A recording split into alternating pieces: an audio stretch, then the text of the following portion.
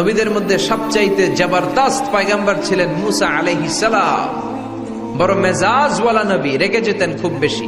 থাপ্পড় মেরে একবার ফেরাউনের বাবুর্চিকে মেরে ফেলেছিলেন। অনেক শক্তি আল্লাহ তাআলা তাকে গায়ে দিয়েছিল। তিনি একবার আল্লাহকে আবদার করে বসলেন, রব্বি আরিনি আনজুর ইলাইক।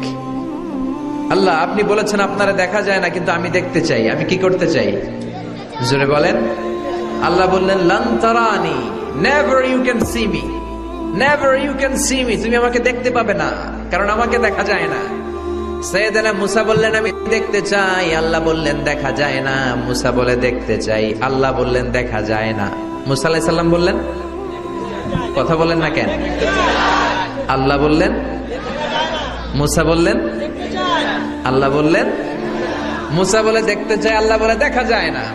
কিন্তু সাইয়েদনা মুসা আলাইহিস সালাম ছেড়ে দেবার পাত্র নয়, হেরে যাবার পাত্র নয়, পিছু হটার পাত্র নয়। মনে যেটা উঠেছে আদায় করার পাত্র হলো মুসা, ঠিক কিনা? উনি বললেন, রব্বি আরিনি আনজুর ইলাইক। আল্লাহ, আপনি আমারে দেখা দেন, আমি দেখতে চাই। আল্লাহ বললেন, লান তারানি, never you can see me. ওরে মুসা, এই বায়না ধরো না, আমারে তো দেখা যায় না। এই পৃথিবীর চামড়ার চক্ষু দিয়ে আমাকে দেখা যাবে না। মুসা বললেন, আমি দেখেই ছাড়বো। আল্লাহ বুঝাতে পারেন না, মুসাও ছাড়েন না।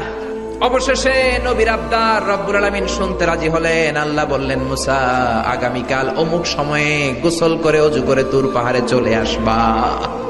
তুমি যখন দেখতেই চাও, আগামীকাল তুর পাহাড়ে চলে এসো। সাইয়েদনা মুসা আলাইহিস সালাম তুর পাহাড়ে চলে এসেছেন, কারণ উনার ফিলিংস আমাদের ফিলিংস একরকম নয়। আমরা কি আল্লাহর কথা শুনি? জোরে বলেন। কিন্তু ওয়া কাল্লামাল্লাহু মুসা তাকলিমা, উনি আল্লাহর কথা শুনতেন। তো উনার চিন্তা হচ্ছে, যার কথাটা এত সুন্দর, না জানি উনি দেখতে কত। সুবহানাল্লাহ পড়বেন না? আল্লাহ বললেন, মুসা, আগামীকাল আসো, তুর পাহাড়ে আসো। সাইয়েদনা মুসা আলাইহিস সালাম তুর পাহাড়ের উপর চলে গেলেন। আল্লাহ বললেন, মুসা, এটা যেন তেন কোনো খেলা না। আবার তোমারে জিজ্ঞেস করতে চাই, আসলেই তুমি দেখতে চাও কিনা?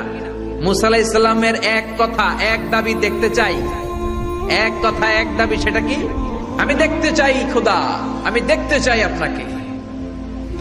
আল্লাহ বললেন, মুসা, এটা সাধারণ খেলা নয়, এটা বিপিএল এর খেলা নয়, এটা আইসিসি নয়, এটা ফিফার খেলা নয়, এটা মুসার সাথে বিশ্ব গভর্নমেন্টের খেলা, ঠিক কিনা? এটা সাধারণ খেলা না, it's a very dangerous game. তুমি যদি স্টার্ট করো, you have to go until the last moment.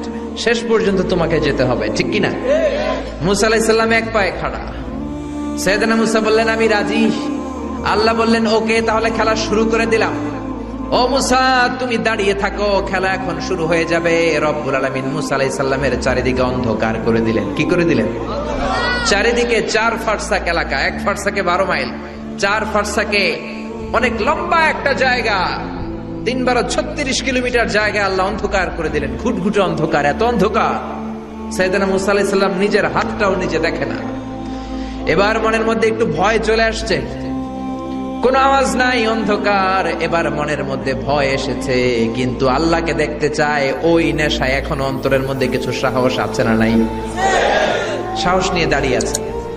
এবার আল্লাহ চারিদিকে আলোকিত করে দিলেন। এবার বললেন, মুসা, আরো কিছু কাজ আছে।